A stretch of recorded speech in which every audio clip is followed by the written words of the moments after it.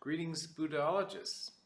This Unit 7, we tackle the third turning of the wheel of Buddhism, Theravada the first, Mahayana the second, then Vajrayana is considered the third cycle of doctrines, the third revolution in Buddhism, if you will. So the Theravada, just like our genetic code, still carries dinosaur and insect genes. Buddhism carries the Theravada and Mahayana along with it as it evolves into the Vajrayana, also called Tantrayana, and even Mantrayana. The Theravada monks are just ordinary teachers. They're highly respected and venerated by the villagers, but they're in no wise considered reincarnated masters, from the past, like the Tibetan lamas of Vajrayana Buddhism are. So the Dalai Lama is the 14th reincarnation of the Bodhisattva Avalokiteshvara, believe it or not. And in old classical Tibet, the lamas ran the government so that every governor also had a reincarnated lama. So if we're thinking about the United States, for example, we might be on our second or third John Kennedy incarnation. So while classical Tibet and Vajrayana politically is very hierarchical, even we can say very classist compared to the Mahayana and the Pure Land traditions that are very egalitarian, stressing the importance of the peasant, for example, the Vajrayana places its emphasis on superhuman seeming teachers and practices.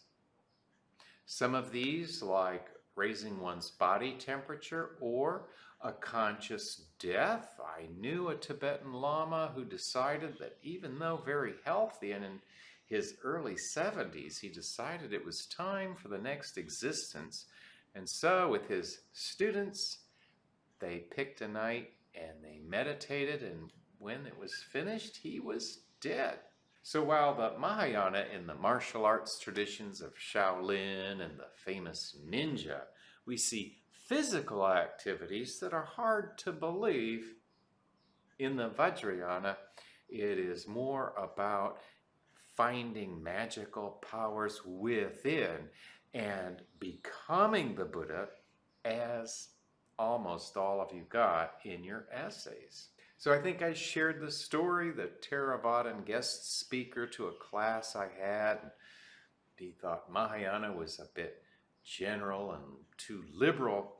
Vajrayana, he said, is not Buddhism, and that's because of the sexual practices that are brought along from Hinduism, where there is also Tantra, that these don't belong in Buddhism, and certainly the historical Buddha did not think sexual clinging or attraction was a healthy mental practice. On the other hand, the Buddha's great secret was to say, don't just listen to me, but see that the teachings evolve according to the time and place appropriate for the spread of Buddhism.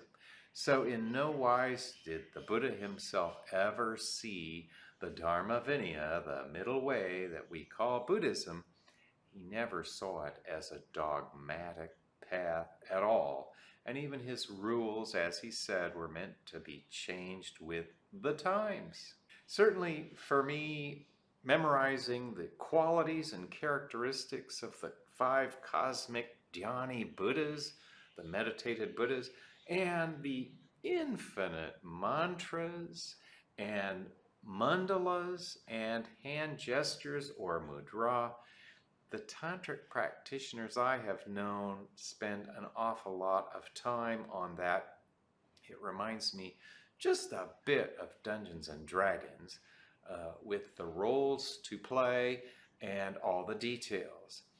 So perhaps it is just due to my own background as a humble Calvinist-style Protestant preacher's kid that I tend to gravitate to the Pure Land or Amitabha sect, where all I have to do is think about infinite light awakening or Amitabha Buddha as I'm dying, and then I get to go to the Pure Land and train easily to become a fully awakened Buddha.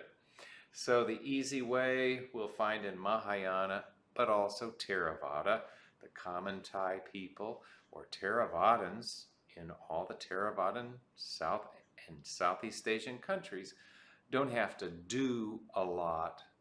Just be a decent person and make merit for the next life. So thanks for your deep thinking, and a special thanks for those who caught the importance of emptiness.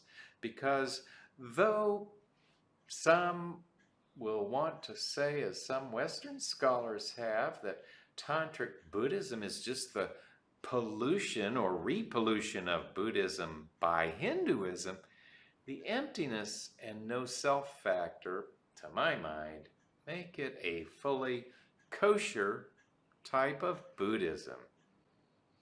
Okay, good luck on your final projects coming up this week.